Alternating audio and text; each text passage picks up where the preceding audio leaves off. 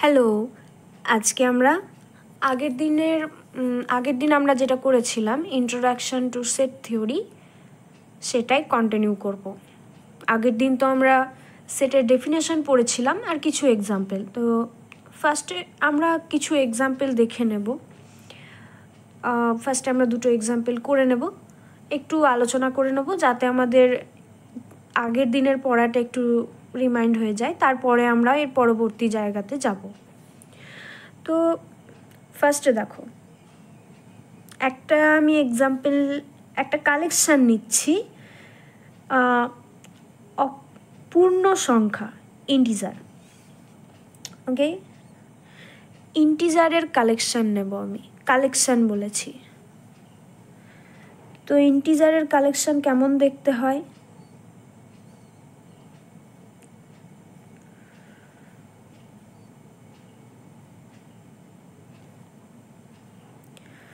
এটা হচ্ছে ইন্টিজারের কালেকশান। আর একটা নেব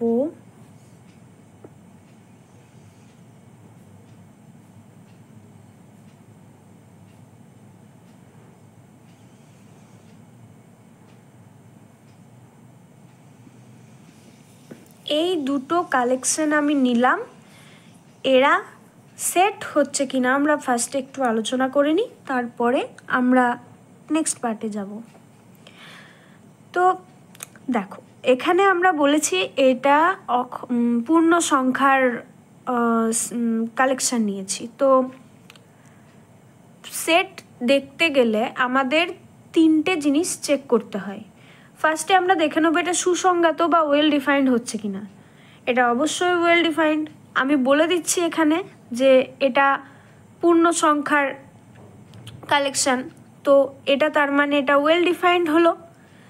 সেকেন্ড হচ্ছে এরা প্রত্যেকটা এই যে কালেকশান আছে তার মধ্যে প্রত্যেকটা এলিমেন্ট ডিস্টিংক্ট কিনা দেখতে হবে, অর্থাৎ দুটো এলিমেন্ট বা পরস্পর দুটো এলিমেন্ট একই আছে নাকি আলাদা আছে আমাদেরকে সেটা দেখতে হবে।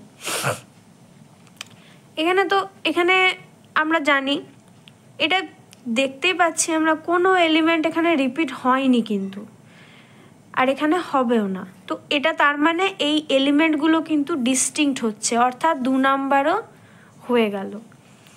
লাস্ট হচ্ছে এটা ক্রম নিরপেক্ষ, অর্থাৎ ইন্ডিপেন্ডেন্ট অফ অর্ডার। ওকে, এটা ইন্ডিপেন্ডেন্ট অফ অর্ডার, কারণ আমি এগুলোকে যদি ওলট পালট করে দিই, আগে পরে করে লিখি, তাহলে তো কোনো পার্থক্য হবে না, কারণ আমার পূর্ণ সংখ্যার কালেকশান তো চেঞ্জ হয়ে সেটা অখণ্ড সংখ্যা হয়ে যাবে না, বা পূর্ণ সংখ্যার কালেকশান চেঞ্জ হয়ে অন্য কোনো সংখ্যা হয়ে যাবে না। বা আমি যদি বলি মানে এইগুলোর মধ্যে তো অন্য কোনো কিছু চলে আসবে না, অর্থাৎ কি পূর্ণ সংখ্যাই থাকবে, অর্থাৎ এটা ক্রম নিরপেক্ষ হচ্ছে, অর্থাৎ এটা সেট হবে। তাহলে আমরা পেলাম পূর্ণ সংখ্যার যে কালেকশান সেটা সেট হবে। নেক্সট আসছে এটা। আচ্ছা, এই কালেকশানটা কি আমাদের সেট হবে? যদি আমরা খুব ভালো করে লক্ষ্য করি তাহলে এখানে আমরা দেখতে পাবো এখানে 1 আছে, আবার 1 আছে, 2 আছে, 2 আছে, 2 আছে, আবার 3, 3, 5, 5। অর্থাৎ এখানে কিন্তু এলিমেন্টগুলো ডিস্টিংক্ট নয়, এটা কালেকশান হচ্ছে একটা, অবশ্যই এটা কিছু আমরা বলতে পারি কিছু সংখ্যার কালেকশান এটা, কিন্তু যেহেতু কালেকশানের মধ্যে এই যে সদস্য বা এলিমেন্টগুলো ডিস্টিংক্ট হলো না বা আলাদা আলাদা হলো না, তাই জন্য এটাকে আমরা সেট বলতে পারবো না। ঠিক আছে, এটা সেট হবে না, কিন্তু এটা কালেকশান হবে। অর্থাৎ তাহলে আমরা কি দেখতে পাচ্ছি, প্রত্যেকটা সেটকে আমরা কালেকশান বলতে পারি, কিন্তু প্রত্যেকটা কালেকশানকে আমরা সেট বলতে পারি না, কিন্তু এটা আমাদের মাথায় রাখতে হবে। আর এটা আমরা এক্সাম্পল হিসেবে মনে রাখতে পারি যে এটা একটা কালেকশান কিন্তু এটা সেট নয়। ঠিক আছে, এবার আমাদের কয়েকটা জিনিস জানতে হবে, মানে কিছু আমরা সিম্বল ইউজ করব, তো সেগুলো আমি অল্প কিছু বলবো এবং কিছু আমাদের টেলিগ্রাম চ্যানেলে আমরা দিয়ে দেব। তোমরা একটু প্লিজ ওখান থেকে ছবিগুলো কালেক্ট করে নেবে। ওখানে আমাদের ডিটেলসে লেখা থাকবে কোনটাকে আমরা কোন সিম্বল দিয়ে চিহ্নিত করি। আমি কয়েকটা বলছি। এটা যেমন আমরা কি করলাম, এটা পূর্ণ সংখ্যা, ঠিক আছে? তো এই পূর্ণ সংখ্যাকে লিখি, পূর্ণ সংখ্যা, এটা এই পূর্ণ সংখ্যার সেটকে আমরা জেড, এভাবে জেড দিয়ে ডিনোট করি। ওকে, আগের দিন আমরা দেখেছি স্বাভাবিক সংখ্যার সেট যেটা, সেটাকে আমরা এন দিয়ে ডিনোট করি। এছাড়া যে বাস্তব সংখ্যা বা রিয়েল নাম্বার,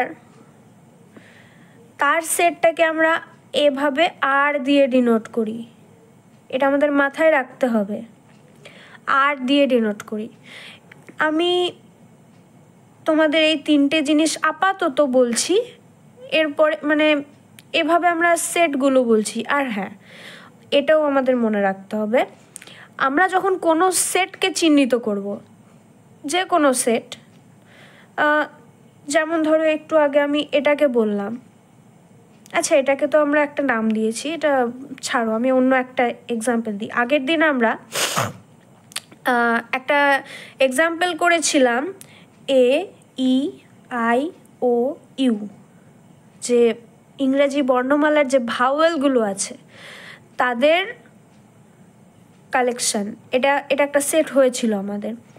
তো আমি যদি সেটটাকে যদি চিহ্নিত করতে চাই, তাহলে আমরা অবশ্যই এটাকে ক্যাপিটাল লেটার দিয়ে চিহ্নিত করব।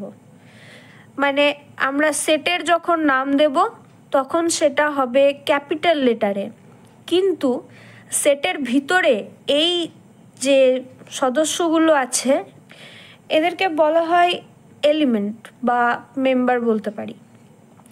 এগুলোকে সব সময়তে আমরা স্মল লেটারে ডিনোট করব, ঠিক আছে? সেটের মধ্যের যে এলিমেন্ট তাদের আমরা স্মল লেটার দিয়ে ডিনোট করব, আর যদি আমরা পুরো সেটটাকে ডিনোট করতে চাই সেটাকে আমরা ক্যাপিটাল লেটার দিয়ে ডিনোট করব। এটা আমাদের মনে রাখতে হবে। নেক্সট, এরপরে এই সেটটা, এখানে আমরা কি বলছি দেখো, এই যে এই সেটটাকে আমরা নাম দিয়েছি এ, আমি এটাকে BCD যা খুশি দিতে পারি, বাট ক্যাপিটাল লেটারে দিতে হবে। আচ্ছা, আমি এখানে এই নাম দিয়েছি, তো এখানে এ সেটের মধ্যেকার এলিমেন্টগুলো কি কি আছে? AEIOU। এবার আমি যদি বলি এ এ এ এ সেটের, আমি এর মধ্যে লিখছি, এর মধ্যে আছে, মানে আবার এটাকে অর্থাৎ কি, মানে এটা কি বলতে চাইছি, মানে এ হলো এ সেটের উপাদান বা সদস্য বলতে পারি, ঠিক আছে? এই যে লিখছি আমি এটাকে, এই এত বড় একটা কথা লিখছি, এবার বারবার তো এত বড় কথা আমাদের পক্ষে লেখা সম্ভব নয়। এটাকে আমরা কিভাবে লিখবো দেখো, এ ইপসাইলন এটাকে বলা হয়, ঠিক আছে? এটাকে আমরা কিভাবে পড়ব, এ বিলংস টু এ, ক্যাপিটাল, ওকে? তাহলে এটাকে আমরা পড়ছি এ বিলংস টু এ, এটাকে বলা হচ্ছে ইপসাইলন, ঠিক আছে? এটা তাহলে এর মানে হচ্ছে এটা এই স্মল এ ক্যাপিটাল এ সেটের মধ্যে আছে। সিমিলারলি যদি আমি বাকিগুলোকে লিখি কি হবে দেখো, E belongs to capital A, I belongs to capital A, O belongs to capital A, U belongs to capital A. এবার ধরো আমি এমন একটা নিলাম, এমন একটা সদস্য নিলাম যেটা এ এর মধ্যে নেই। আমি একটা কনসোনেন্ট নিয়ে নিই, তাহলে ধরো বি নিলাম, বি কিন্তু এ সেটের সদস্য বা উপাদান নয়। তাহলে এটা কি, বি এ সেটের উপাদান বা সদস্য নয়। এটাকে কিভাবে লিখব, B does not belongs to A. Okay, just epsilon লিখব, এভাবে কেটে দেব, this is does not belongs to, just এর আগে একটা ডাজ নট লেগে যাবে, B does not belong to A. এভাবে এটা আমরা পড়া হয়, এই জিনিসটাকে আমরা এভাবে পড়ি, ঠিক আছে? কারণ এত বড় একটা লাইন তো আমাদের বারবার লেখা সম্ভব নয়, সেটাকে আমরা এই ছোটোভাবে চিহ্নিত করেছি। হ্যাঁ, এভাবে আমরা যে সিম্বলগুলো তোমরা দেখতে পাচ্ছ, এর আগে আমি তোমাদের এই সিম্বলগুলো বললাম, এখন আমরা আবার দুটো সিম্বল পেয়ে গেলাম, একটু অন্য কালিতে দিই। হ্যাঁ, এটা একটা পেয়েছি আর এটা একটা পেয়েছি, এই দুটো সিম্বল আমরা পেয়ে গেছি।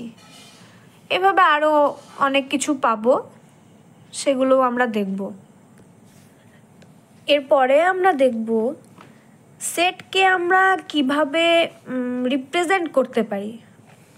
তো সেটকে আমরা দুইভাবে রিপ্রেজেন্ট করতে পারি। এক নাম্বার হচ্ছে রস্টার পদ্ধতি।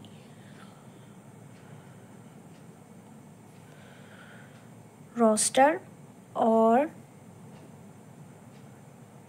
tabular method। বাংলাতে কি বলছে,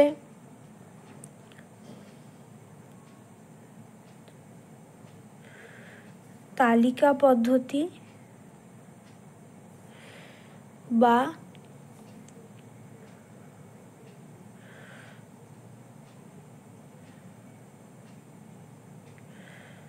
ছক বন্দীকরণ। ঠিক আছে, ছক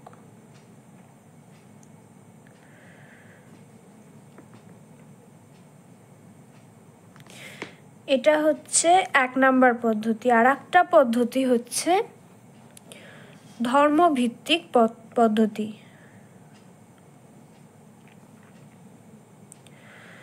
ধর্মভিত্তিক পদ্ধতি, এটাকে আরও একটা নাম আছে, সেট নির্মাণ পদ্ধতি লিখি।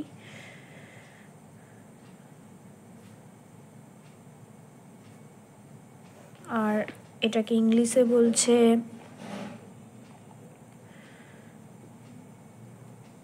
প্রপার্টি মেথড or সেট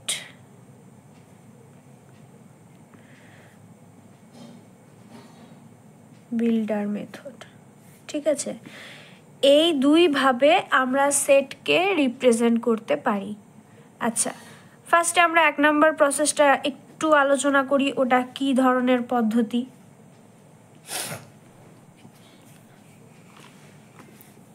দেখো,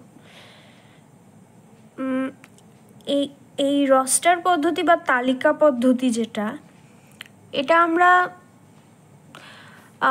যেভাবে আমরা এতক্ষণ লিখছিলাম, মানে সেকেন্ড ব্র্যাকেটের মধ্যে, যেটা আমরা মানে কোনো রকম ডেফিনেশন দিয়ে লিখছি না, মানে কি বলবো, মানে ডেফিনেশন দিয়ে লিখছি না। অর্থাৎ যেমন ধরো আমি এর আগে যেটা লিখেছিলাম যে ইংরেজি বর্ণমালার ভাওয়েলগুলোর কালেকশন, তো এখানে আমরা কি লিখব, ভাওয়েলগুলোর কালেকশন না লিখে আমরা ভাওয়েলগুলোকেই লিখব, এ ই আই ও ইউ। ঠিক আছে, এটা হচ্ছে ছকবন্দীকরণ বা তালিকা পদ্ধতি। আচ্ছা, এটাকে এবার আমি 2 নাম্বার মেথডটাতে লিখে দেখাচ্ছি। এটাকে কিভাবে লিখব, তো 2 নাম্বার যখন লিখব তখন লিখব যে ইংরাজি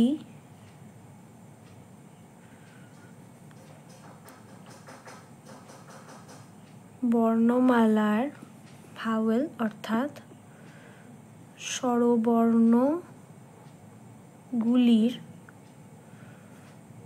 সেট। ঠিক আছে, এবার দেখো এখানে আমরা এটাকে মানে এলিমেন্টগুলোকে আমরা লিখিনি, কি করেছি না, আমরা এটাকে এভাবে লিখেছি যে ইংরেজি বর্ণমালার যে স্বরবর্ণ আছে তাদের যে সেটটা পাবো, এভাবে আমরা এটাকে বর্ণনা করেছি।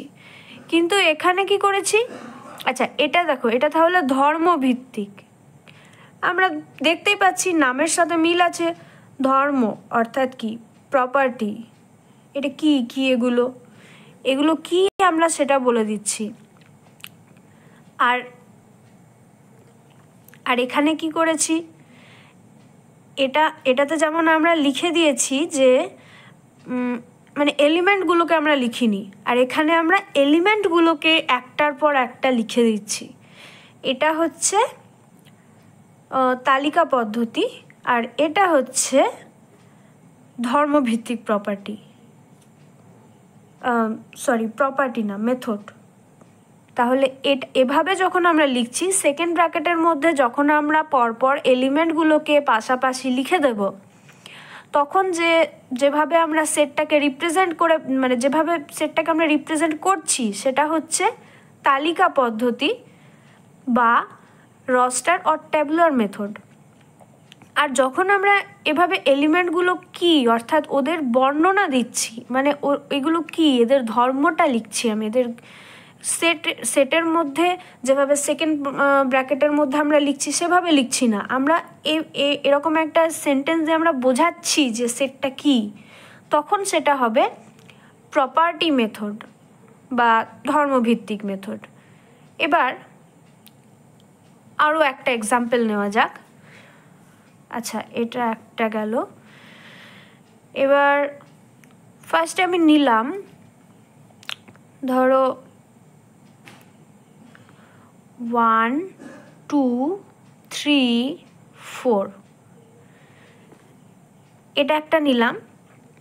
এবার এটাকে যদি আমি ধর্মভিত্তিক পদ্ধতিতে যদি আমি লিখতে চাই, তাহলে এটা কি হবে, দেখো 1 2 3 4, এটা কি, এটা হচ্ছে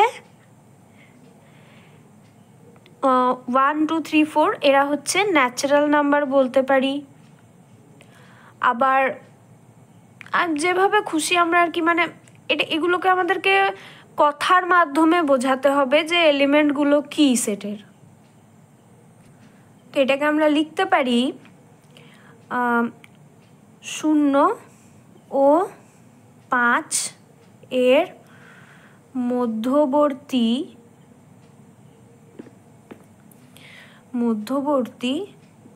অখণ্ড সংখ্যার সেট, বা এটাকে আমি অখণ্ড জায়গাতে পাল্টে দিয়ে আমি পূর্ণ সংখ্যা বলতে পারি, বা ন্যাচারাল নাম্বার অর্থাৎ স্বাভাবিক সংখ্যা বলতে পারি না, কারণ এখানে আমরা তখন এই টার্মটা মধ্যবর্তী আমাদের এটা চেঞ্জ করতে হবে। তখন আমাদেরকে 1 থেকে 4 পর্যন্ত স্বাভাবিক সংখ্যাগুলির সেট এভাবে লিখতে হবে। আচ্ছা, এটাকে আমরা আরও একটাভাবে লিখতে পারি, সেটা ধর্মভিত্তিক পদ্ধতিই হবে। দেখো, আমরা আগে দেখলাম যে আচ্ছা আমি এটাকে অখণ্ড সংখ্যা দিয়ে বলেছি, তো তাই জন্য আমি এটাকে অখণ্ড সংখ্যা দিয়েই বলছি। অখণ্ড সংখ্যা বলতে মানে অখণ্ড সংখ্যার যে সেট, এটা বলা হয়, এটাকে আমরা ডাব্লিউ দিয়ে চিহ্নিত করি, ঠিক আছে? তো এটাকে আমরা কিভাবে লিখব দেখো, এক্স, ধর আমি এই এবার এটাকে কি লিখব, আচ্ছা ডাব্লিউ বললাম, তো এক্স বিলংস টু ডাব্লিউ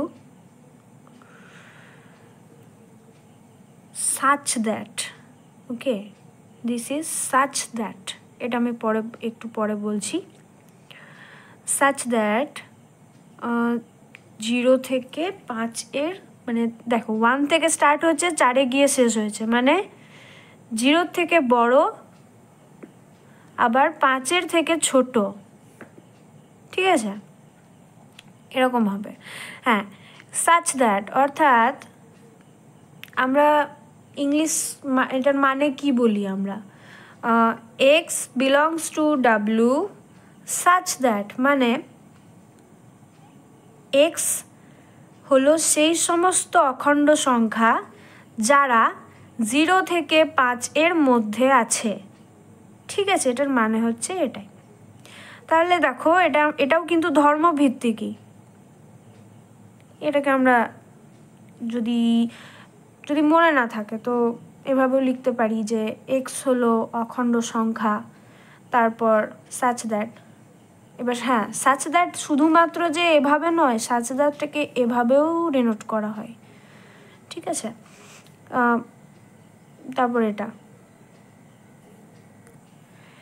এরপরে আমরা দেখব সসীম সেট আর অসীম সেট।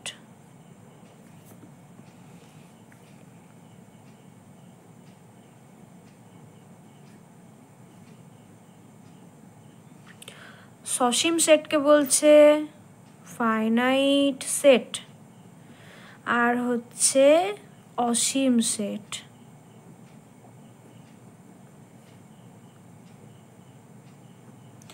এটাকে বলছে ইনফাইনাইট সেট, ঠিক আছে।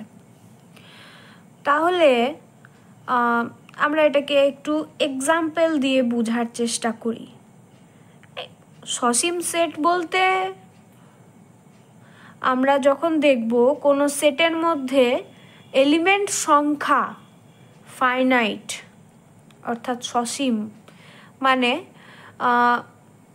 সসীম সংখ্যক এলিমেন্ট আছে, অর্থাৎ 1 2 3 4 4টে এলিমেন্ট আছে, ঠিক আছে, অর্থাৎ ফাইনাইট সংখ্যক এলিমেন্ট আছে, তো এটা হচ্ছে ফাইনাইট সেট বা সসীম সেট। আর অসীম সেট বলতে যে সেটের মধ্যে অসীম সংখ্যক এলিমেন্ট আছে। তো আমি এই সেটটা নিলাম, চলতেই থাকছে, এটা হচ্ছে ইনফাইনাইট সেট আর অসীম সেট যাকে বলছে বাংলাতে। এবার আচ্ছা, এই দুটো তো আমরা বুঝতেই পারছি, তো নামের সাথেই এটা বোঝা যাচ্ছে। এবার দেখো, আমরা গণনযোগ্য আর গণনোত্তর এই দুটো জিনিস একটু দেখব। গণনযোগ্য একটু লিখে নিই, একটু ইংলিশ টার্মগুলোও একটু বলে দিই। হ্যাঁ, গণনযোগ্য মানে হচ্ছে কাউন্টেবল, আর গণনোত্তর এটার মানে হচ্ছে আনকাউন্টেবল। এবার যদি তোমরা দেখো, মানে তো বুঝতেই পারছো, কাউন্টেবল মানে কি, যেটাকে আমরা গুনতে পারি, আর আনকাউন্টেবল মানে যেটাকে আমরা গুনতেই পারবো না। তো দেখো যখন আমাদেরকে ফাইনাইট সেট দেওয়া হবে সেটা সবসময় গণনযোগ্য হবে। কেন? ফাইনাইট সেট সবসময়তে কাউন্টেবল হয়। মানে তুমি কোনো ফাইনাইট জিনিসকে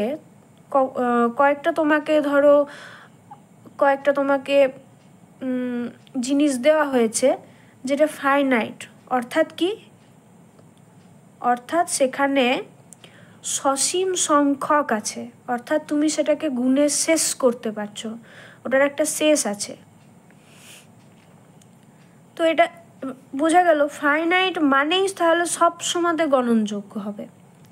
কিন্তু ইনফাইনাইট কি সবসময়তে গণনযোগ্য বা গণনোত্তরও আমরা বলতে পারি? আচ্ছা, ফার্স্টে আমরা ন্যাচারাল নাম্বারের সেটটাকে কনসিডার করি। ঠিক আছে, ন্যাচারাল নাম্বারের সেট বলতে আমরা জানি 1 2 3 4 এভাবে চলছে। দেখো 1 2 3 4 5 6 7 এভাবে চলতে থাকছে। মানে কি, এটাকে আমরা গুনতে পারছি, কিন্তু মানে আমি পরপর এটাকে আমি কাউন্ট করতে পারছি, তাহলে এটা কিন্তু গণনযোগ্য হবে। ঠিক আছে, অর্থাৎ কাউন্টেবল বা গণনযোগ্য। কিন্তু আমি ধরো এবার আমি এমন একটা সেট বললাম, আচ্ছা আমি এর যে সেটটা বলবো সেটাকে আমি ধর্মভিত্তিকভাবে লিখি। আমি লিখলাম 0 থেকে 1 এর মধ্যের সমস্ত বাস্তব সংখ্যার সেট। এটাকে যদি আমরা নিই, আচ্ছা এটাকে তাহলে আমরা কিভাবে রিপ্রেজেন্ট করব? x বিলংস টু r, একটু আগে বললাম রিয়েল নাম্বারকে আমরা r দিয়ে ডিনোট করি। x belongs to r such that 0 less than, এবার হ্যাঁ এটা 0 থেকে বলেছি কিন্তু, ঠিক আছে, 0 লেস ইকুয়াল টু 1। আচ্ছা এটাকে 0 ও করে দিই, তাহলে আমাদের সুবিধা হবে লিখতে। 0 ও, তাহলে এটা ইকুয়াল টুটা হবে না, 0 ও x লেস দ্যান 1, মানে 0 ও 1-এর মধ্যেকার যে সমস্ত বাস্তব সংখ্যা তাদের একটা সেট নিলাম আমি। এবার দেখো আমরা কি 0 থেকে 1-এর মধ্যে সংখ্যাগুলোকে কি গুনতে পারবো পরপর? যদি আমরা বলি এটাকে, যেমন আমরা বললাম 1, তারপরে 2, তারপরে 3, তারপরে 4, এভাবে চলছে। এখানে কি আমরা কখনো গুনতে পারবো? শেষ তো করতে পারবোই না।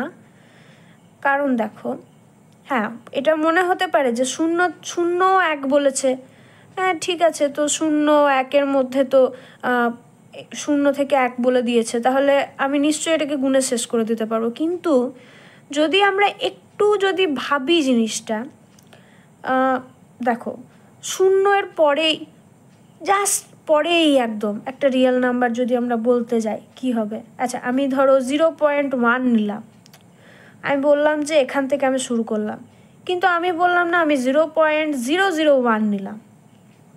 তাহলে আবার অন্য একজন বললো আমাকে, ও আরও একটা 0 ধরো অ্যাড করে দিল, 0.0001। তো এভাবে তো চলতেই থাকবে না, মানে আমরা গুনতেই পারবো না। সেই জন্য এটা হচ্ছে আনকাউন্টেবল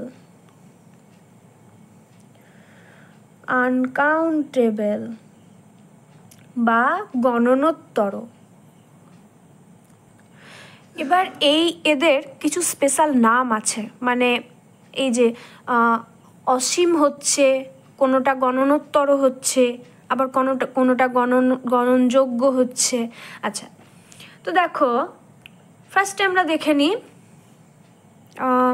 ধরো এবার ইনফাইনাইট সেট, তার মানে 2 রকমের আমরা পেলাম। ইনফাইনাইট সেট বা যাকে বলছে অসীম সেট, এটাকে তাহলে আমরা দুই রকম পেলাম, একটা হচ্ছে গণনযোগ্য বা কাউন্টেবল বলছে যেটাকে কাউন্টেবল, আর এটা হচ্ছে গণনোত্তর বা আনকাউন্টেবল, মানে আমরা যেটাকে গুনতে পারবো না, আনকাউন্টেবল। এবার এদের কিছু স্পেশাল নাম আছে, যেমন কোনো ইনফাইনাইট সেট যদি গণনযোগ্য অর্থাৎ কাউন্টেবল হয়, ঠিক আছে, তাহলে এর স্পেশাল একটা নাম আছে, সেটা হচ্ছে denumerable. Infinite set plus countable. Infinite set হচ্ছে মানে কোনো একটা সেট ইনফাইনাইট হচ্ছে আবার কাউন্টেবলও হচ্ছে, ঠিক আছে, অর্থাৎ কোনো সেট অসীম আবার গণনযোগ্য হচ্ছে, তখন আমরা সেটার নাম দেব ডিনিউমারেবল।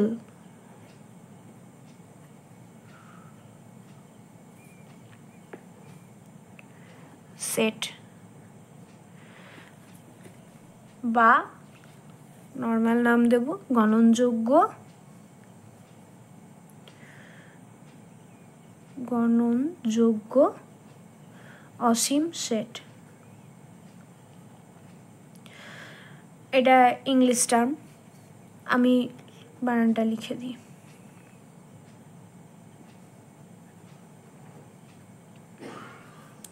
ঠিক আছে, এবার যদি আনকাউন্টেবল হয়, তো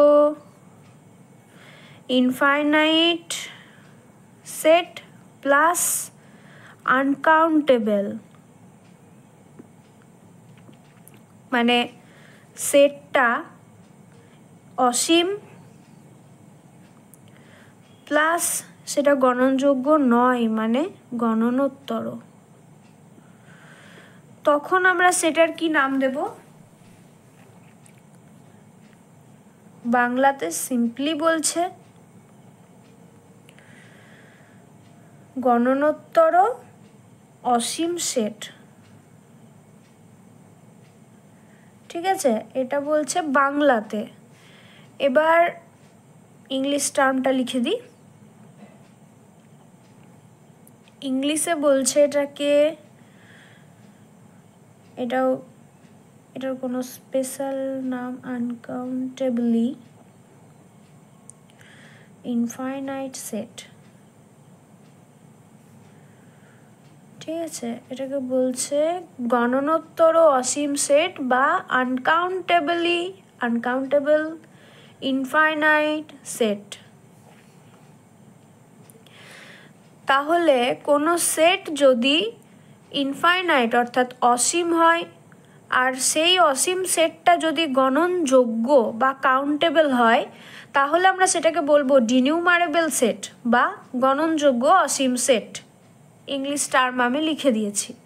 আর যদি কোনো সেট অসীম হয় আর সেই অসীম সেটটা যদি গণনোত্তর অর্থাৎ আনকাউন্টেবল হয়, আমি তাকে গুনতে পারছি না, তখন সেটাকে বলবো গণনোত্তর অসীম সেট বা আনকাউন্টেবলি ইনফাইনাইট সেট। আজকে আমরা এখানেই শেষ করছি, পরের ভিডিওতে আমরা আবার এরপর থেকে কন্টিনিউ করব।